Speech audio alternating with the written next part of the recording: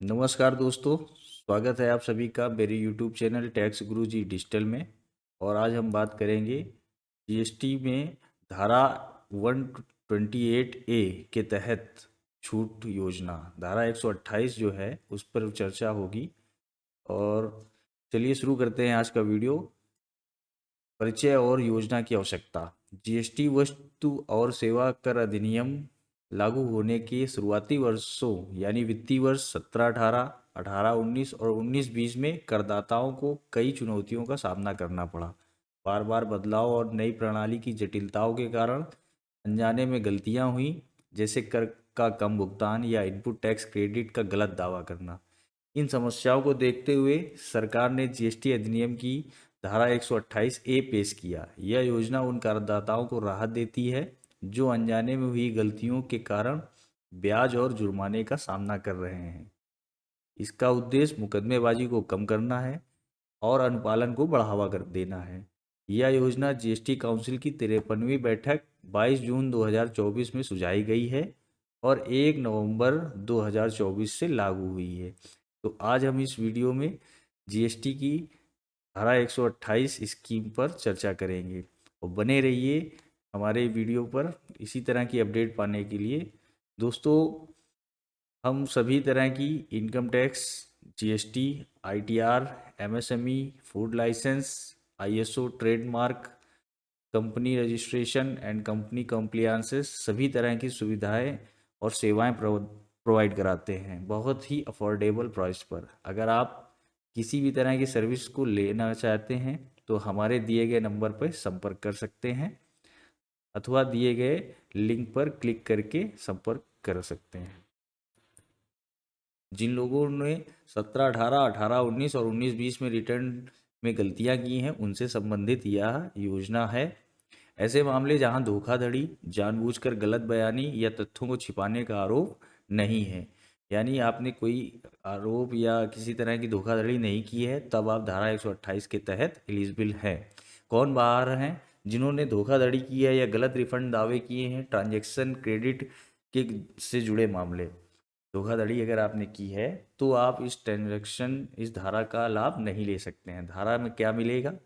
धारा 50 के तहत ब्याज और सीजीएसटी अधिनियम के तहत जुर्माना, जैसे धारा 73, 122 और 125 में जो छूट होती है वो आपको इसमें मिल जाएगी। संबंधित कार्रवाई जो आपकी हो रही होगी उस पे आपका समापन कर दिया जाएगा। आवेदन की प्रक्रिया क्या है?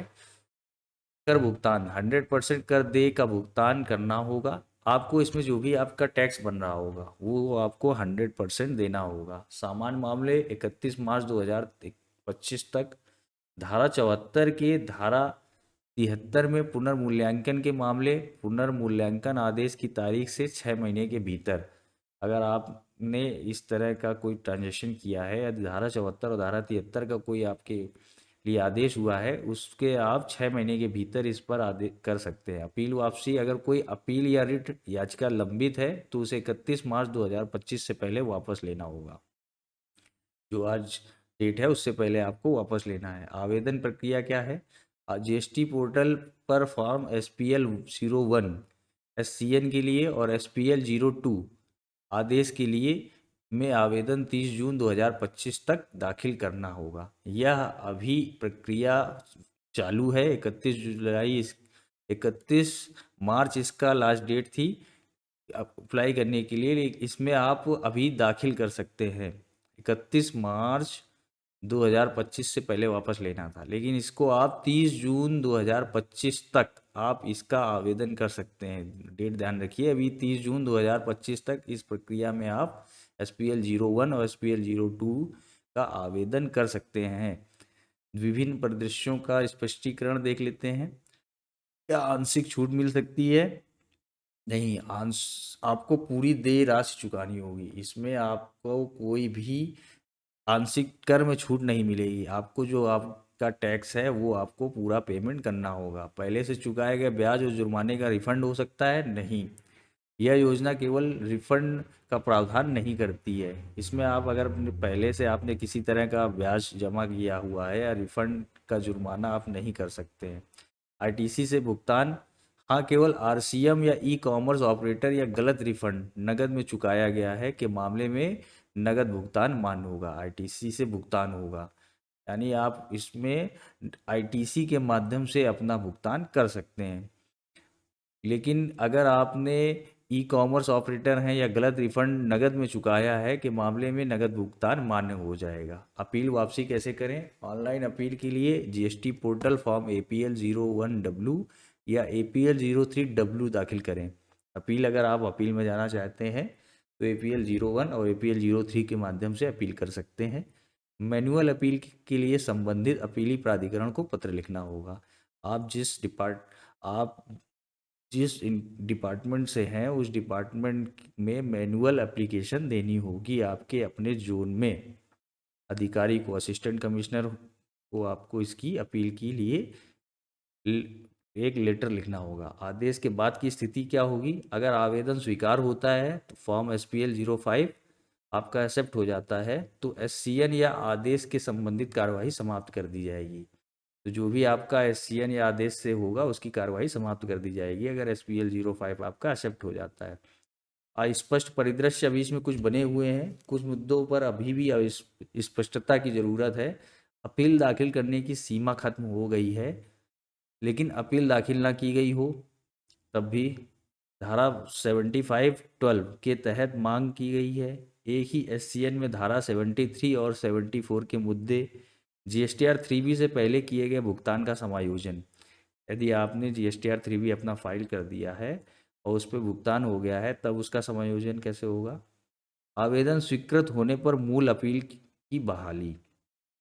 निष्कर्ष निकलता है यह योजना करदाताओं के लिए एक सुनहरा अवसर है। अगर आप पात्र हैं तो अपनी स्थिति जांचें, कर का भुगतान करें और समय पर आवेदन करें। अधिक जानकारी के लिए GST पोर्टल या संबंधित अधिसूचनाएं जैसे नोटिफिकेशन 21/2024 सर्कुलर 234 ये आप इसको देख सकते हैं।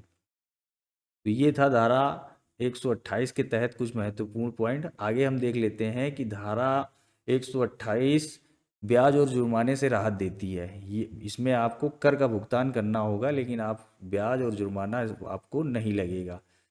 उन लोगों के लिए है जिन्होंने GST के शुरुआती सालों में अनजाने में गलतियां कर ली थी। प्रमुख इसमें मुख्य बातें आपको मैंने बताया इस वीडियो में कि 17-18, 18-19 और 19-20 में कई करदाताओं को दिक्कतें हुई। इसलिए सरकार ने धारा 128A लाई है, जिसमें धारा 73 के तहत जारी नोटिस या आदेशों के लिए ब्याज या जुर्माना माफ़ किया जाएगा। यानी जो धारा 128 है इसमें आपको अगर किसी नोटिस या SCN के माध्यम से अगर कोई जुर्माना लग गया है और उस पे ब्याज लग रहा है तो उसको माफ़ कर दिया जाएगा अगर आपने सही तरह से भुगतान किया हुआ है। लेकिन शर्त यह है कि आपको 100% टैक्स 31 मार्च 2025 तक जमा करना था। जो आज की डेट थी, ये लास्ट डेट थी, इस डेट तक आपको अपना टैक्स जमा करना था। अब देखते हैं अगर कुछ नया अपडेट आता है तो मैं आपको इस वीडियो के माध्यम से अवगत करा दूंगा। और इसलिए आगे की लेटेस्ट जानकारी पाने के लिए हमारे चैनल को प्लीज़ लाइक एंड सब्सक्राइब करिए। अगर कोई अपील चल रही है तो उसे वापस लेना होगा, फिर GST पोर्टल पर 30 जून 2025 तक आवेदन करना है। अभी इस धारा 128 का आवेदन आप 30 जून 2025 तक कर सकते हैं।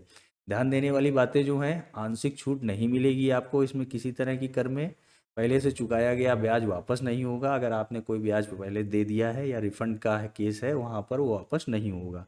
ITC से भुगतान कर सकते हैं, लेकिन कुछ मामलों में नकद जरूरी है। आप ITC से इसका भुगतान कर सकते हैं।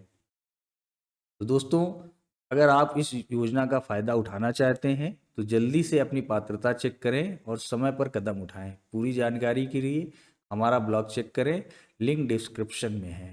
धन्यवाद। तो मैंने आपको बताया कि आज 31 मार्च 2025 लास्ट डेट थी, लेकिन अगर इसमें सरकार को अपना टैक्स का भुगतान हो चुका होगा तो इसमें अभी डेट के बढ़ने के आसार हैं। अगर किसी तरह की अपडेट आती है तो मैं आपको अपने इस चैनल के माध्यम से अवगत करा दूंगा। तो बने रहिए इसी तरह हमारे चैनल पर लेटेस्ट अपडेट पाने के लिए। थैंक्स। और पूरा वीडियो देखने के लिए आपका बहुत बहुत धन्यवाद।